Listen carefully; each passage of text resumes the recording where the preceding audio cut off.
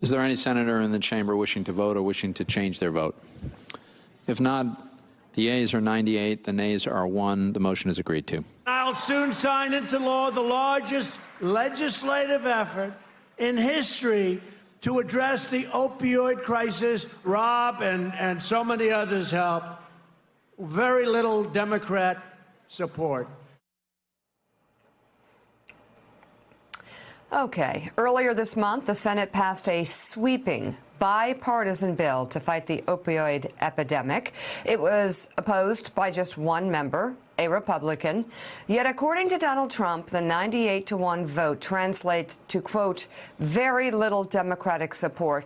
It's a question we ask again and again. Why is Trump incapable of telling obvious truths? Good morning and welcome to Morning Joe. It is Monday, October 22nd. With us, we have MSNBC contributor Mike Barnicle, national affairs analyst for NBC News and MSNBC and co-host and executive producer of Showtime's The Circus, John Heilman, columnist at the Washington Examiner, Kristen Soltis Anderson, national political correspondent for NBC News and MSNBC, and author of the book, The Red and the Blue, the 1990s and the Birth of Political Tribalism, Steve Kornacki, and historian and author of The Soul of America, the Soul of America himself, Rogers Professor of the Presidency at Vanderbilt University, and an NBC News and MSNBC contributor, John the Bard Meacham of Belmead. All right.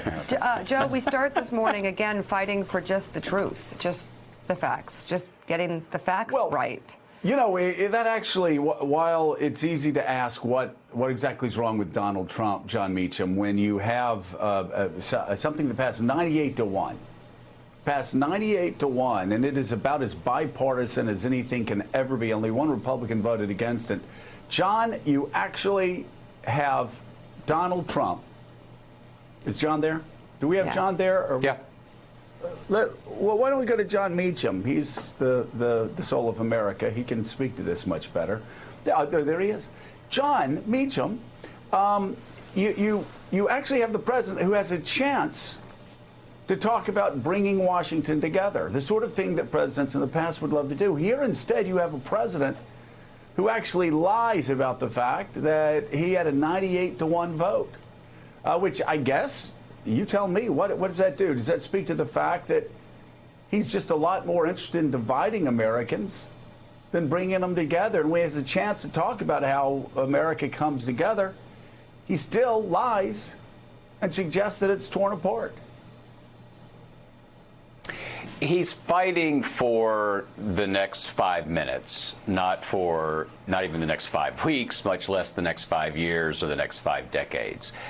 He's going to keep doing this because he's been rewarded for it. He's the president of the United States. He gets the feedback loop he wants from those of his supporters.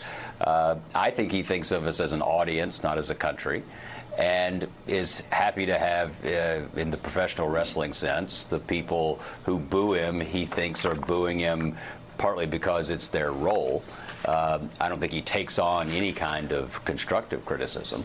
And so I think where we are is we have a president who now, or has for quite a long time, he's incapable of changing because the way he's acted has been rewarded.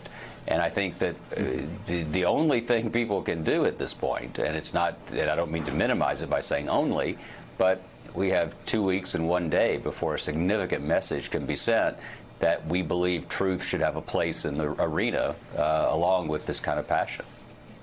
Yeah, but what a wonderful thing, Meek, actually bring truth into the arena. And we've been focused so much on Donald Trump. I got to say, I think it's time to start focusing on the people behind him who are applauding at lines that they know are lies. Yeah. Because you can ask a Donald Trump, well, is he incompetent? Is he evil? Is he insane? We don't know why he would lie about something that.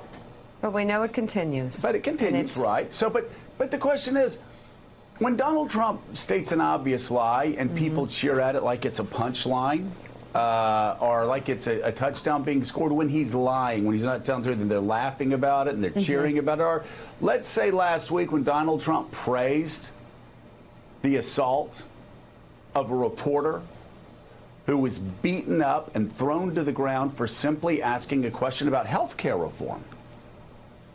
The audience behind Donald Trump is cheering and laughing and applauding. I'm just wondering, who raised them, first of all? Who raised those people that are cheering and laughing when a president applauds somebody being beaten up and battered, a reporter for asking a question about health care? Apparently, again, forgetting what happened to Khashoggi in Saudi Arabia, who raised them?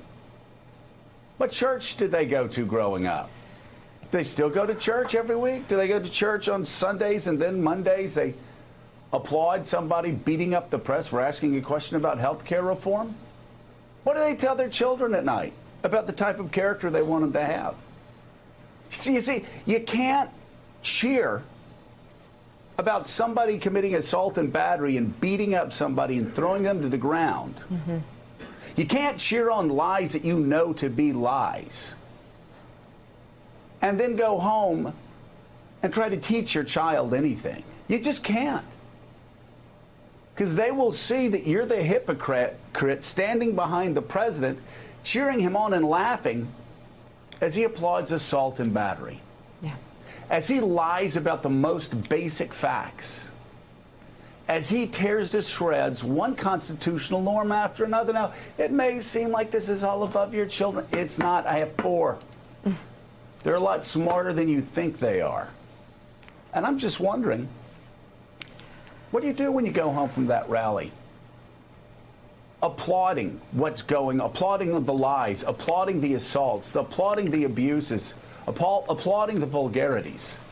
It's a question, Mika, I think we need to start asking a lot more. It's fair enough. Who are the people that continue to applaud things they know to be lies? I just don't know if they see it as lies or if they see it as a show. I'm not sure. Thanks for checking out MSNBC on YouTube, and make sure you subscribe to stay up to date on the day's biggest stories. And you can click on any of the videos around us to watch more from Morning Joe and MSNBC. Thanks so much for watching.